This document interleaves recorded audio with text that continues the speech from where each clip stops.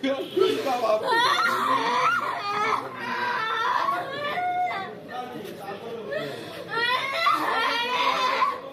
সদর উপজেলার নির্বাচন পরবর্তী সহিংসতায় 2 চেয়ারম্যান প্রার্থীর 2 কর্মী নিহত হয়েছেন। এর মধ্যে বিজয়ী চেয়ারম্যান প্রার্থীর কর্মীকে গুলি করে হত্যা করা হয়েছে।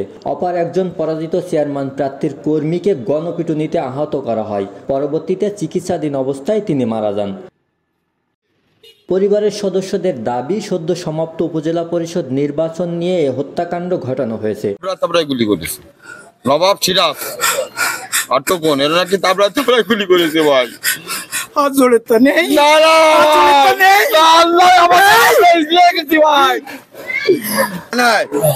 বললো যে ভাই তাবড়ায় মেরেছে ওরা 3 জন।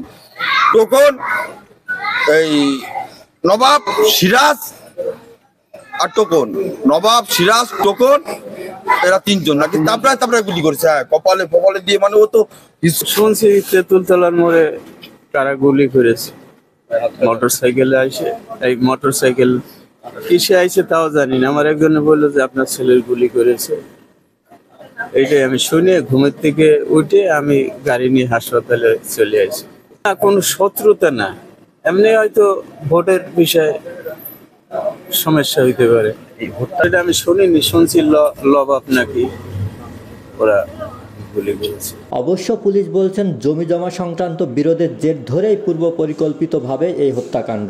যশোর শহরের নওয়াপাড়া ইউনিয়নের বাহাদুরপুর তেঁতুলতলা নামক স্থানে নবাব নামে একজন ব্যক্তি আলী নামক অপর একজন ব্যক্তিকে তার পিঠে এবং মাথায় কয়েক রাউন্ড গুলি করে পরবর্তীতে সে যশোর সদর হাসপাতালে চিকিৎসাধীন অবস্থায় মারা যায়।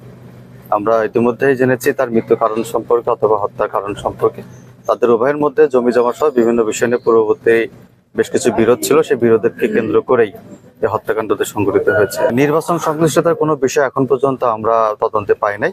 দুটি ঘটনায় এখনো কোনো মামলা হয়নি, কাউকে আটকও করতে পারেনি স্থানীয় পুলিশ প্রশাসন। ঘটনার পর থেকে এলাকা দুটিতে উত্তেজনা বিরাজ করছে। ফের ওই এলাকায় সংঘর্ষের ঘটনা ঘটতে পারে বলে স্থানীয়রা আশঙ্কা প্রকাশ করছেন। ডেস্ক রিপোর্ট, বাংলার ভোর।